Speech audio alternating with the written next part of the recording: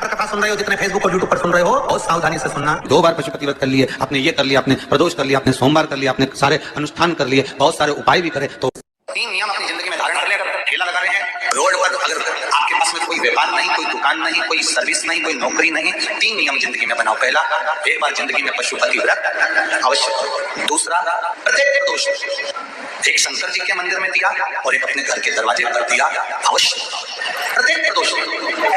और तीसरा नियम बना लो, शिवरात्रि महीने की आती है, हर महीने की शिवरात्रि में शंकर जी के मंदिर पर दिया, बेलपत्री के वृक्ष के नीचे दिया, आंवले के वृक्ष के नीचे दिया और अपने घर के दरवाजे पर दिया।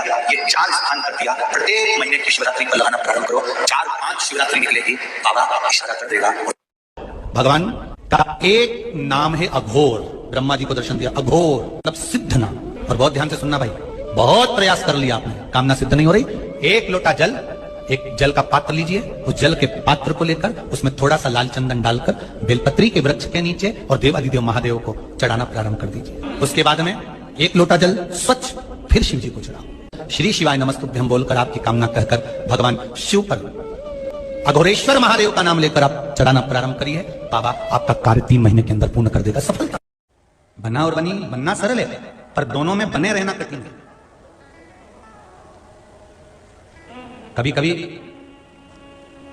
जिस समय आपको ये स्मरण होने लगे कि परिवार में 3 भाई, 4 भाई, 5 भाई, 6 भाई, 10 भाई, बहन, नातेदार, रिश्तेदार, कुटुंब या पति पत्नी जो भी हमारे घर में रह रहे हैं और उनमें अब थोड़ा विवाद चालू हो गया है, कुछ ना कुछ क्लेश चल रहा है, विवाद चल रहा है, तो प्रयास करा करो कि भगवान शिव पर थोड़ी सी हल्दी चढ़ाकर, फिर कच्चा दूध चढ़ाकर, फिर जल चढ़ाया।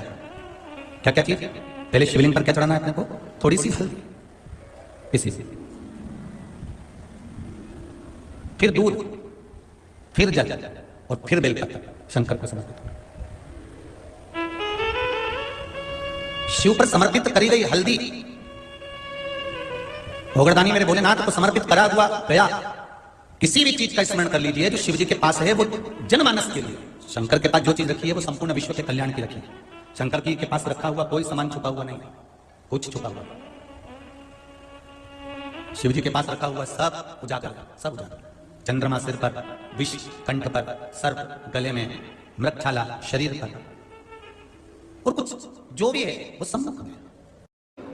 केवल 3रे दिन का स्नान करा था द्रौपदी ने रजोधर्म में, और दुशासन उसके बाल पकड़कर सभा में लेकर आ गया। अगर द्रौपदी सोचती कि मैं रजोधर्म में हूं, मैं रजस्वला हूं, मैं भगवान को कैसे भजूं, मैं भगवान को कैसे पुकारूं, पर द्रौपदी रोती रोती जब अपने गुरु द्रोणाचार्य के सामने पहुंची तो गुरु जी ने कह दिया, द्रौपदी कोई तुझे नहीं बचाएगा, बचाएगा तो वो जो मैंने तुझे गुरु मंत्र दिया है, जो मैंने तुझे मंत्र प्रदान करा है, वो मंत्र भज। द्रौपदी ने मंत्र का जाप करना प्रारंभ करा, द्रौपदी ने मंत्र पुकारना प्रारंभ करा। अब भगवान कृष्ण उस मंत्र को सुनकर दौड़ आए। अगर द्रौपदी सोचती कि मैं रजस्वला धर्म से हूं, मैं भगवान का नाम नहीं ले सकती। हाँ, रजस्वला धर्म में आप मंदिर मत जाओ, रजस्वला धर्म में आप अच्छी जगह पर मत जाओ, रजस्वला धर्म में आप रसोई घर में मत जाओ, रजस्वला धर्म में आप भगवान की चौखट पर कहीं पूजन आराधना हो रही है वहां मत जाओ, रजस्वला धर्म में श्रेष्ठ जगह पर मत जाओ। पर रजस्वला धर्म में भी अगर आप हैं तो भगवान को पुकारने में देरी नहीं कर सकते, भज सकते हो भगवान को, स्मरण कर सकते हो भगवान का, नाम जप सकते हो भगवान का। जो व्यक्ति बहुत ज्यादा गरीब हो, बहुत कंगाल हो, लक्ष्मी नहीं आ रही हो, बहुत तकलीफ में हो, कर्जा बहुत ज्यादा हो, उसको कुछ नहीं करना। सोमवार की सोमवार शाम के समय बेलपत्री के पेड़ के नीचे थोड़ी सी शक्कर या गुड़ डालकर एक दिया रखकर घी की बत्ती लगाकर जलाकर जाओ, अपने आप कर्जा चूकना चालू हो जाता है, कर्जा नहीं रहता। क्यों?